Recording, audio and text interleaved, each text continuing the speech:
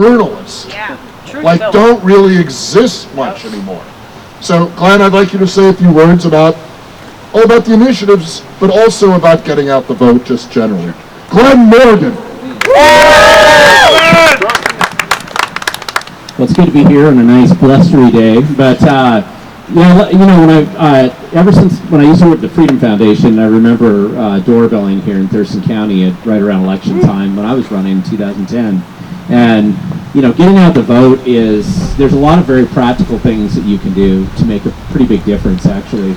My oldest son, this is his first time he gets a chance to vote, and he's in Montana State. So we made sure he got his ballot out, to him in time so he can get it back to us and it can actually get counted. Taking very practical steps like that, I think, are actually pretty important. It's very easy for a lot of people to fill out their ballot and then just leave it on the kitchen counter and let it get covered up, and they just forget to send it in. So when you're going out there talking to people about getting out to vote, try to make a point of knowing that you've reached out and physically helped 10 or 15 or 20 people get their ballot actually hand-delivered to where it needs to go. And I'm going to encourage people to try to hand-deliver them to the auditor's office if you can, if you live in Thurston County over in Mottman Center, or at least a ballot drop box. I'm currently involved in investigating a case out of Spokane at the U.S. Post Office where they didn't count 10,000 votes. And it was just a screw-up. It wasn't a conspiracy.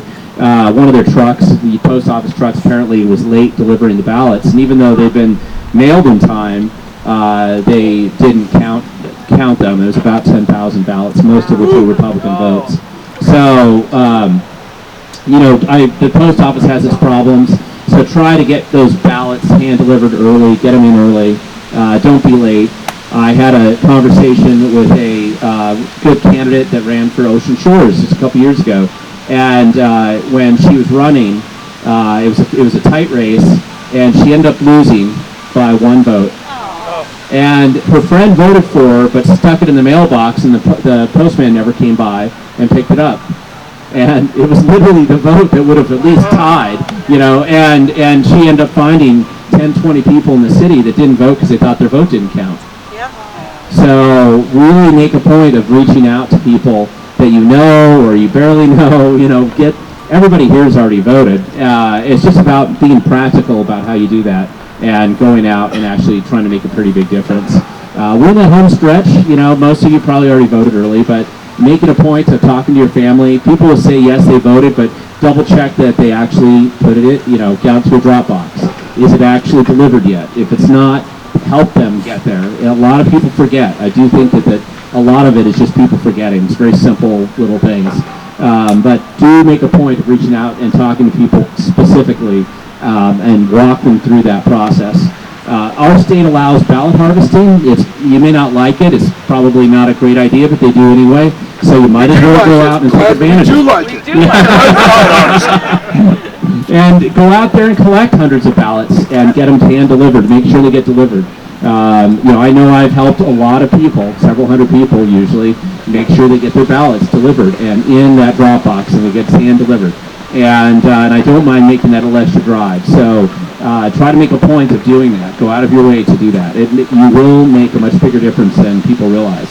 And but this is the time. I mean, even here, when you go to leave, think of somebody you can call or talk to on the way home, and call them up and make sure they got their ballot sent in. And I know I'm making lots of calls to acquaintances and friends of mine and other people, making sure they get that ballot in early. And so I just think anything you can do that's just practical is very important. And when you leave here, just think of everybody that you maybe you haven't even talked to people recently, but go and make sure that you help them answer those questions.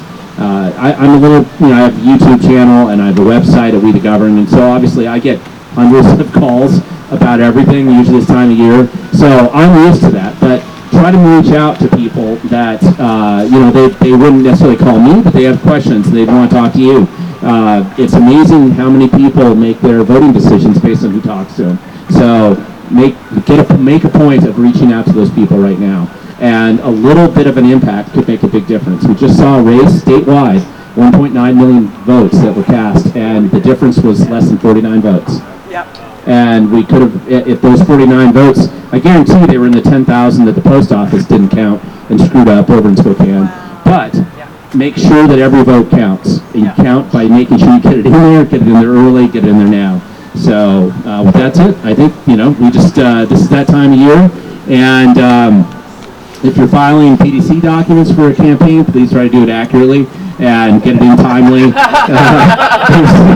I'm filing complaints like every day, multiple times, so I do that a lot, but just make sure you're doing the right thing and get out there and just keep reaching out. And we'll see you out there. So, thank you very much.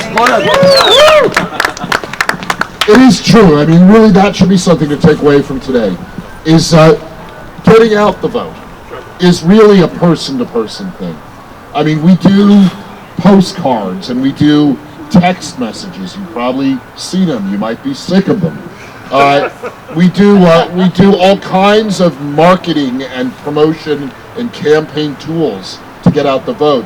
But nothing is better than just a neighbor talking to a neighbor, a brother talking to a sister.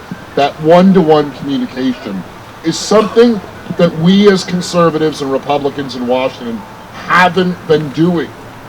The other guys have much more of an ethic and a culture of talking about elections. And we need to do that ourselves. You can't rely on TV ads to determine who votes. Because as we've seen already this cycle,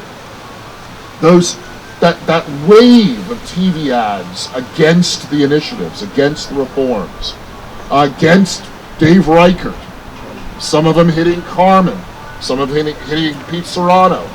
These negative ads aren't working like they used to work. I think people are sick of negative TV ads, and they're looking for information. I'm sure, like Glenn, like me, like many of us here, you get those calls from family or friends. I don't know about this judge race. How should I vote? I don't know about this initiative. Dave Larson for the state Supreme Court, absolutely. That is a sign of great hope, that someone cares enough to call you and ask about how to vote in this race or that. Let's build on that. And this election, and in 2 years, and in 4 years, we will build a momentum that will fix what's broken in our state. So thank you guys for coming out on this blustery day. I think the window is still open for a little while, but in the interest of not getting soaked, thanks for being here. And that was today's program. Now go out and get out the vote. Thank you.